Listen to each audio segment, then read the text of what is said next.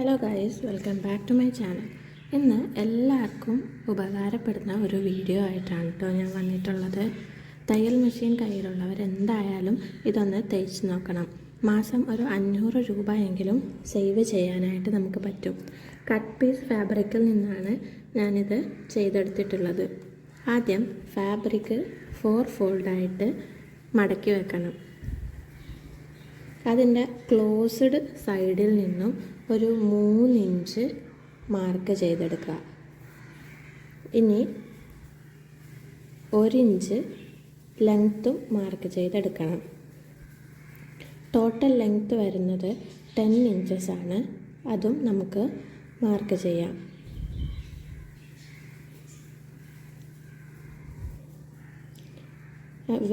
നമ്മുടെ വേസ്റ്റിൻ്റെ 4/1 ഭാഗം 10 ഇഞ്ചസാണ് ഞാനിവിടെ എടുക്കുന്നത്.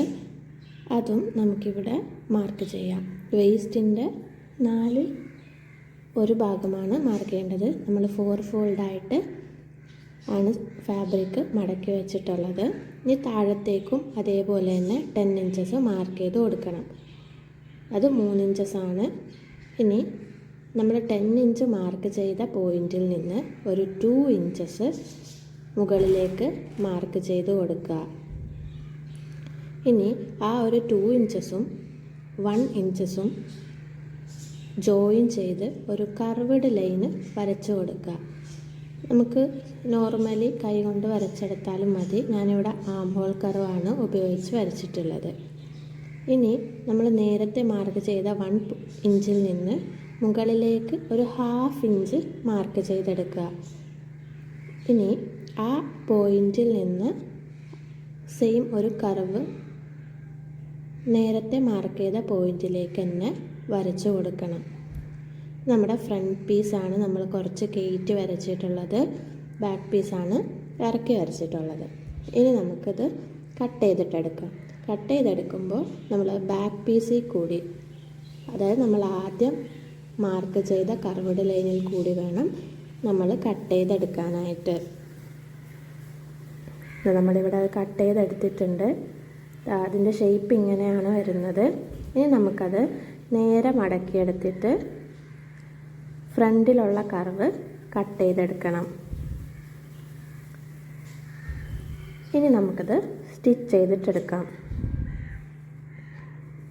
ആദ്യം നമ്മൾ അതിൻ്റെ 2 സൈഡും സ്റ്റിച്ച് ചെയ്തിട്ടെടുക്കണം. നോർമലി നമ്മൾ എങ്ങനെയാണോ സ്റ്റിച്ച് ചെയ്യുന്നത് അങ്ങനെ നമുക്ക് സ്റ്റിച്ച് ചെയ്തിട്ടെടുക്കാം.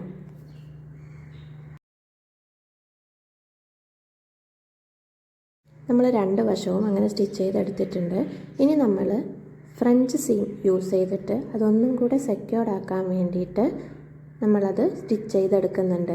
ഇതിൻ്റെ ഡീറ്റെയിൽ വീഡിയോ നമ്മൾ നേരത്തെ അപ്ലോഡ് ചെയ്തിട്ടുണ്ട്. അതൊന്ന് നോക്കുക. ഇങ്ങനെ ചെയ്യുമ്പോൾ നമ്മൾ സ്റ്റിച്ച് ചെയ്ത പോർഷൻ കാണുകയുമില്ല, നല്ല വൃത്തിയിൽ കിട്ടുകയും ചെയ്യും. ഇനി നമ്മൾ വേസ്റ്റിൻ്റെ ഭാഗം മടക്കി തേക്കണം. അതിനുവേണ്ടി നമ്മൾ ഉപയോഗിക്കുന്ന എലാസ്റ്റിക്കിൻ്റെ വിഡ്ത്തിനനുസരിച്ച് മടക്കി തേക്കണം. ഞാനിവിടെ ഒരു 1/4 ഇഞ്ചിൻ്റെ എലാസ്റ്റിക്കാണ് യൂസ് ചെയ്യുന്നത്. അതുകൊണ്ട് ഞാനൊരു 1/4 ഇഞ്ചാണ് മടക്കി തേച്ചിട്ടുള്ളത്. ഇനി അതിൻ്റെ ലെഗ് വശത്ത് മടക്കി തേച്ചെടുക്കണം. നേരിയതായിട്ട് മടക്കി തേക്കാൻ വേണ്ടിയിട്ട് ശ്രദ്ധിക്കണം. ഇല്ലെങ്കിൽ ആ കർവ്ഡ് പോർഷൻസിലൊക്കെ ചുളിവ് വരും. നമ്മൾ വളരെ നേരിയതായിട്ട് സ്റ്റിച്ച് ചെയ്യണം. നമ്മൾ 2 സൈഡും സ്റ്റിച്ച് ചെയ്തെടുത്തിട്ടുണ്ട്. ഇനി നമ്മൾ വേസ്റ്റ് സ്റ്റിച്ച് ചെയ്തപ്പോൾ ഒരു ചെറിയ പോർഷൻ വിട്ടിട്ടുണ്ടായിരുന്നു. അതിൽ കൂടി നമുക്ക് എലാസ്റ്റിക് കടത്തിയെടുക്കാം.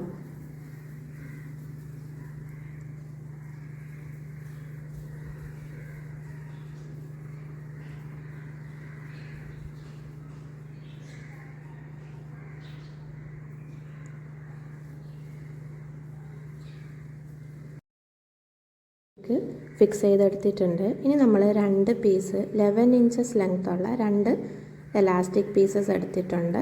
അത് രണ്ടും നമ്മളിതാ ഇങ്ങനെ ജോയിൻ ചെയ്തിട്ടെടുക്കണം.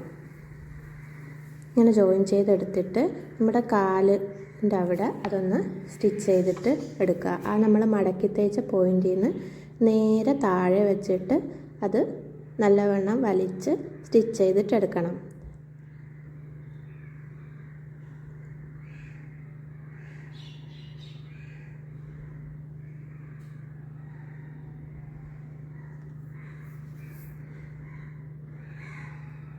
നല്ല രീതിക്ക് വലിച്ച് സ്റ്റിച്ച് ചെയ്തെടുക്കുമ്പോഴാണ് ഇതിൻ്റെ ആ ഒരു ഭംഗി വരുന്നത്. അപ്പോൾ നല്ല രീതിക്ക് തന്നെ അത് വലിച്ചെടുത്തിട്ട് നമ്മൾ സ്റ്റിച്ച് ചെയ്തിട്ട് എടുക്കുക.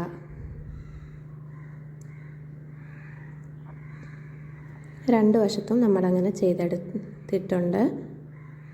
അതിൻ്റെ ഫൈനൽ ലുക്ക് ഇതാ ഇങ്ങനെയാണ് വരുന്നത്. കുട്ടികളുടെ ബ്ലൂമേഴ്സിനൊക്കെ ഒരെണ്ണത്തിന് തന്നെ 500 രൂപയൊക്കെ ആവുന്നുണ്ട്. അപ്പോൾ തയ്ക്കാൻ അറിയുന്നവരെല്ലാവരും ഇതൊന്ന് ട്രൈ ചെയ്തിട്ട് നോക്കുക. ബിഗിനേഴ്സും ട്രൈ ചെയ്യുക. എന്തെങ്കിലും ഡൗട്ട് ഉണ്ടെങ്കിൽ കമൻറ്റ് ചെയ്യുക കേട്ടോ.